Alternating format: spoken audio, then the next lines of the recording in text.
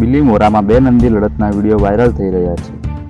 બિલીમોરામાં ગત થોડા દિવસ અગાઉ ગૌ સેવાના નામે દાન ઉઘરાવતી ટોળકી પકડાઈ હતી, જેને બિલીમોરા પ્રજા દ્વારા બીમાર ગાયની સારવાર માટે કીધું હતું, પણ ફક્ત દાન જ ઉઘરાવીએ છીએ, સેવા સુરતમાં જ કરીએ છીએ તેમ કહેતા પોલીસ સ્ટેશન પર હાજર કરી વધુ તપાસ હાથ ધરી હતી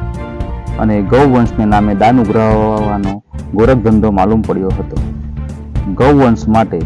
અવારનવાર સંસ્થાઓ લડત આપી રહી છે, જેમાં ગૌવંશને જે રજડી રહેલ છે, જે અકસ્માતનો ભોગ બને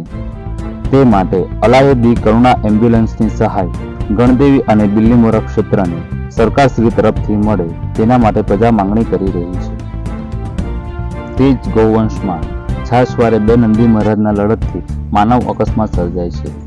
જેથી બિલીમોરા તંત્ર દ્વારા ગૌચર જગ્યાને ખુલ્લી કરીને ગૌવંશ તેમજ અન્ય રસ્તાના રઝળતા જીવ માટે એનિમલ વેલફેર કરતી સંસ્થાઓના સંકલનમાં રસ્તા પર રજડી રહેલ